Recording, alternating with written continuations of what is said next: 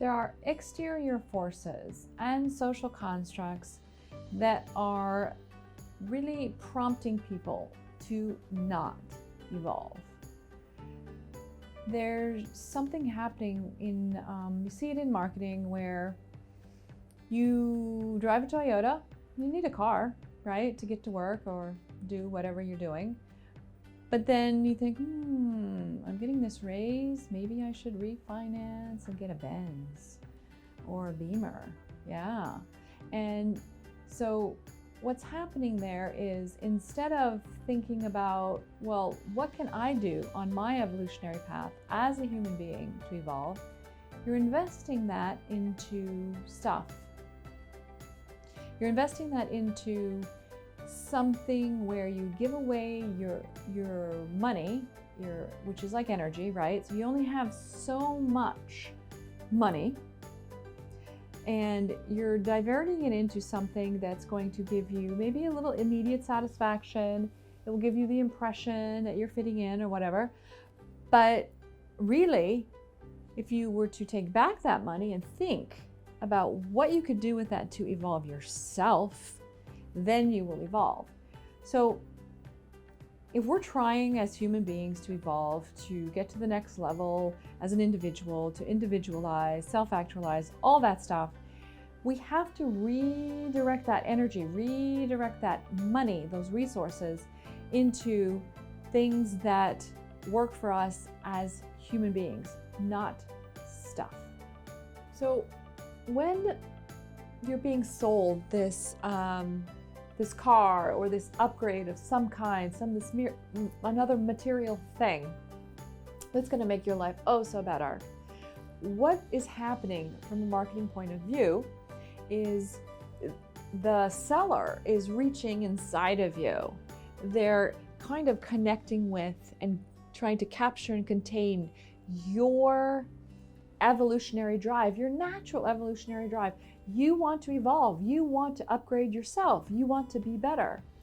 But instead of making it about you, they make it about the stuff. They make it about getting your money so that you can feel like you've upgraded, because you don't drive a Toyota anymore. Now you drive a Mercedes-Benz or a Beamer. So now you think you've upgraded, but in truth you haven't. You've been fooled. So if we look at Maslow's hierarchy of needs, you get all the basics covered, and then you want to move up. What's next?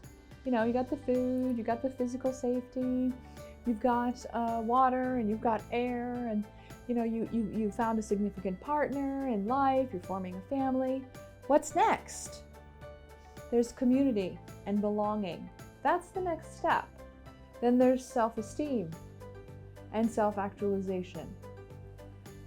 So what I call Maslow's glass ceiling is this line, and it happens a lot around belonging, because commercialization and the modern world of business, which is primarily in war consciousness state of mind, is trying to usurp your evolutionary drive to belong and making you feel like you need to do something in order to fit in. It's a very, very different way of being. It's a very different thing to happen. Fitting in is one thing, and belonging is completely different.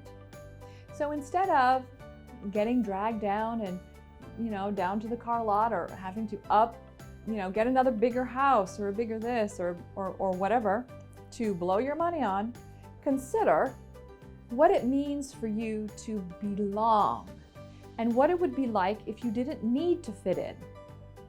What if you're happy with yourself? That is the self-actualization and the self-esteem that comes next. Belonging is just an intermediary place. You can only belong a little bit. Essentially, it's your self-esteem and your self-actualization that comes next. So don't sell out. Put that money, put that energy into your family, into your relationships. And if you want to belong, get into the community. Get into with people that share your values. so that you can come together and do something constructive together.